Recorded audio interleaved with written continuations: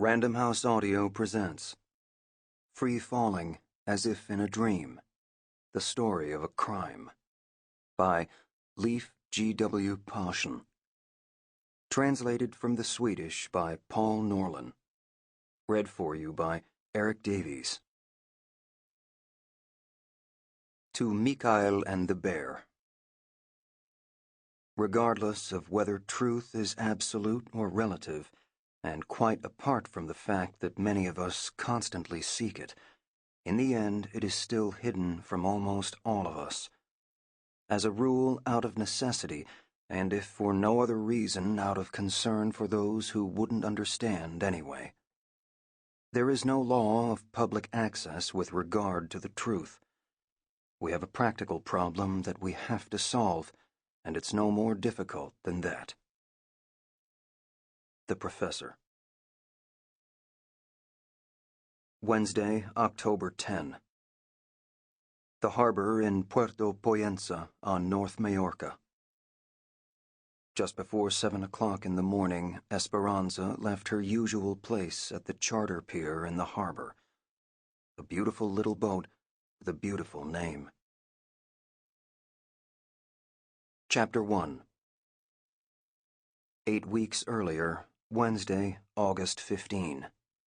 Headquarters of the National Bureau of Criminal Investigation on Kungsholmen in Stockholm. Olof Palme, said the chief of the National Bureau of Criminal Investigation, Lars Martin Johansson. Are you familiar with that name, ladies and gentlemen? For some reason, he seemed almost joyful as he said it. Just back from vacation with a becoming suntan, red suspenders, and linen shirt with no tie as a light-hearted signal of the transition from relaxation to responsibility. He leaned forward in his seat at the short end of the conference table, letting his gaze wander across the 4 others gathered around the same table.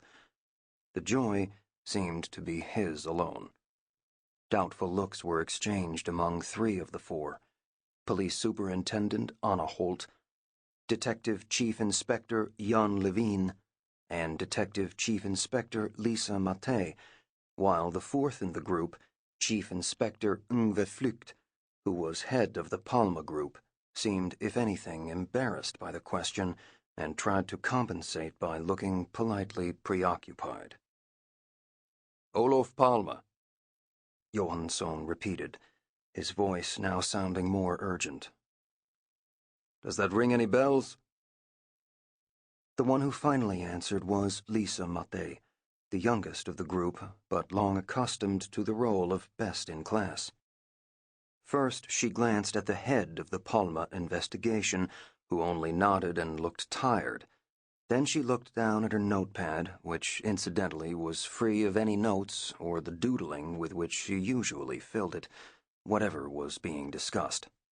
Then in 2 sentences, she summarized Olof Palme's political career, and in 4 sentences, his end. Olof Palme, said Mattei. Social Democrat and Sweden's most well-known politician during the post-war period.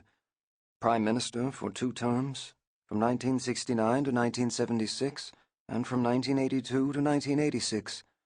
Was murdered at the intersection of Sveavägen and Tunnelgatan in central Stockholm 21 years, 5 months, and 14 days ago. It was Friday, the 28th of February, 1986, 20 minutes past 11. He was shot from behind with 1 shot and appears to have died almost immediately. I was 11 years old when it happened, so I'm afraid I don't have much more to contribute, Mattei concluded. Don't say that, said Johansson with a Norrland drawl. Our victim was the Prime Minister and a fine fellow. And how common is this kind of crime victim at this sort of place?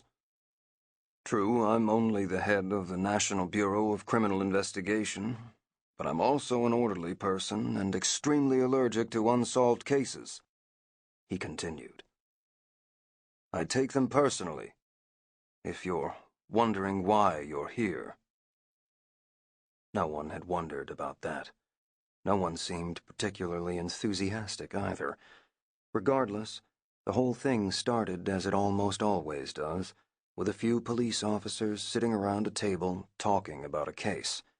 No flashing lights, no sirens, and definitely no drawn service revolvers. Although, when the crime happened over 20 years ago, it had started with flashing lights, sirens, and drawn service revolvers. Nothing had helped. The case had ended badly.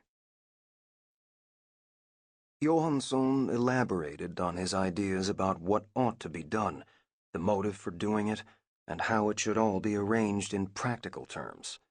As so often before, he also relied on his personal experience without the slightest trace of either genuine or false modesty. In my personal experience, when a case has come to a standstill, so to speak, it's often worth calling in some new folks who can look at the case with fresh eyes. It's easy to overlook things, said Johansson. I hear you, Anna Holt answered, sounding more sarcastic than she intended. But if you'll excuse... Sure, Johansson interrupted. Just let me finish my sentence first. I'm listening, said Holt. I never learn, she thought. When you're starting to get up in years like me, unfortunately the risk increases that you don't remember what you meant to say. If you get interrupted, that is, Johansson explained. Where was I now? He continued. How you intended to organize the whole thing, boss? Mate interjected. Our investigation, that is, she clarified. Thanks, Lisa, said Johansson. Thanks for helping an old man. How does he do it? Thought Holt. Even with Lisa, of all people. According to Johansson, it was not a question of forming a new Palme investigation, and the investigators who were already in the Palme group, several of whom had spent almost their entire active time as detectives there, would of course retain sole responsibility.